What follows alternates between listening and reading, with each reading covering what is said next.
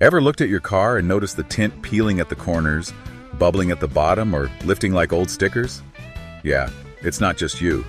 Tint peeling is one of the most common issues car owners face. And here's the surprising part. It almost never happens because the tint is old. According to the International Window Film Association, the #1 culprit behind early tint failure is improper installation. And once peeling begins, it doesn't fix itself. It just spreads. Most of the time, peeling starts at the edges. Maybe the film was installed in a dusty environment. Maybe you rolled your windows down too soon, or maybe the film was just low quality and couldn't handle heat and UV exposure. Moisture inside the door panel can even cause the bottom to lift. Now, what about DIY?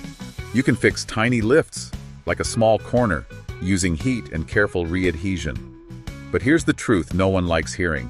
Once dirt, lint, or moisture gets in, that adhesive bond is done. Resticking won't last. So, what's the long-term fix?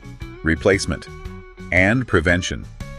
High-quality ceramic or carbon film, proper curing time, and installation done in a clean, controlled setup make all the difference. Premium film blocks UV, resists heat damage, and keeps that adhesive strong for years. As Stephen Radja from Mobile Tinters says, tint failures rarely happen because of age. They happen because they weren't installed or cared for properly.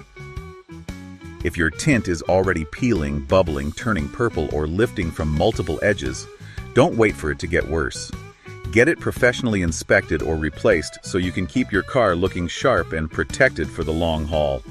At Mobile Tinters, we help you choose the right product based on your needs, and we do it all without you leaving your driveway.